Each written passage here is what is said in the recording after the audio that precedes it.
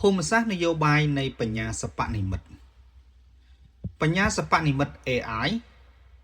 ឡើងគ្រាន់តែជាកម្មវិធីកុំព្យូទ័រសម្រាប់ជួយការងារការិយាល័យទៀតហើយប៉ុន្តែវាបានคล้ายទៅជាតួអង្គភូមិសាស្ត្រនយោបាយដ៏មានឥទ្ធិពលពិភពលោកកំពុងប្រើប្រាស់ AI ដើម្បីសម្រេចចិត្តលើវិស័យសន្តិសុខជាតិគ្រប់គ្រងសេដ្ឋកិច្ចនិងដឹកនាំមតិសាធារណៈតាមរយៈសង្គ្រាមព័ត៌មានកម្រិតខ្ពស់ការគ្រប់គ្រងការផ្លាស់ប្ដូរនេះកំពុងបង្កើតឲ្យមានការប្រណាំងប្រជែងសមត្ថភាព AI ដែលប្រទេសនីមួយៗព្យាយាមបង្កើតបច្ចេកវិទ្យា AI ផ្ទាល់ខ្លួនដើម្បីការពារអធិបតេយ្យភាព Digital របស់ខ្លួន AI ឡើងជាជំនួយការរបស់មនុស្សទៀតហើយតែវាជាខួរក្បាលយុទ្ធសាស្ត្រដែលកំណត់ជោគវាសនានៃសង្គ្រាមនៅក្នុងសតវត្សនេះយើងបានឈានចូលដល់យុគសម័យភូមិសាស្ត្រនយោបាយដែលដឹកនាំដោយ AI អាចវិភាគទិន្នន័យរាប់លានក្នុងពេលតែមួយដើម្បីរកចំណុចខ្សោយរបស់សត្រូវឬក៏ព្យាករណ៍ពីវិបត្តិសេដ្ឋកិច្ច AI អាចបង្កើតរូបភាពវីដេអូនិងសំឡេងដែលដូចមនុស្សពិត 100% គេអាចប្រើប្រាស់វាដើម្បីបង្កើតព័ត៌មានคล้ายៗបំភាន់សាធារណមតិនិងធ្វើឲ្យមានចលាចលក្នុងប្រទេសគូប្រជែងនៅក្នុងបរិបទនេះការពិតបានคล้ายជាធនធានដ៏កម្រនិងពិបាកក្នុងការកំណត់បាន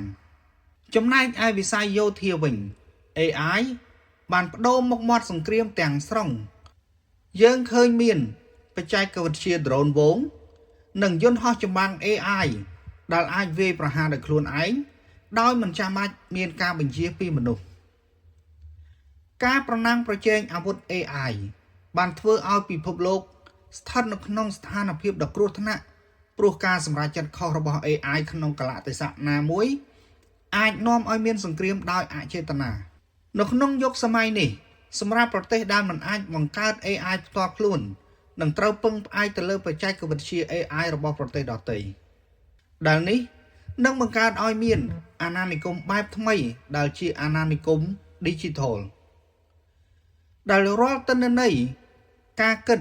និងការសម្រេចចិត្តរបស់ពលរដ្ឋនៅក្នុងប្រទេសមួយត្រូវបានគ្រប់គ្រងដោយប្រទេសមួយទៀតដូចនេះការបង្កើតអធិបតេយ្យភាព AI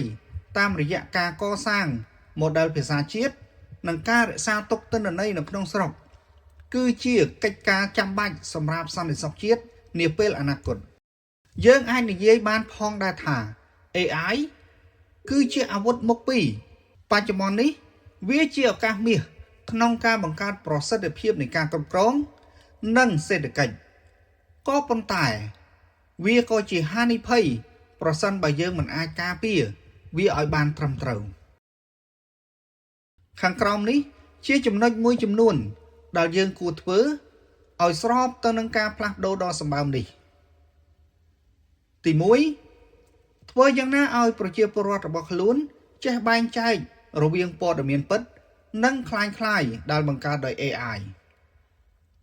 ទី2បង្កើតច្បាប់គ្រប់គ្រងការប្រើប្រាស់ AI ឲ្យមានតម្លាភាពនិងមិនរំលោភសិទ្ធិឯកជន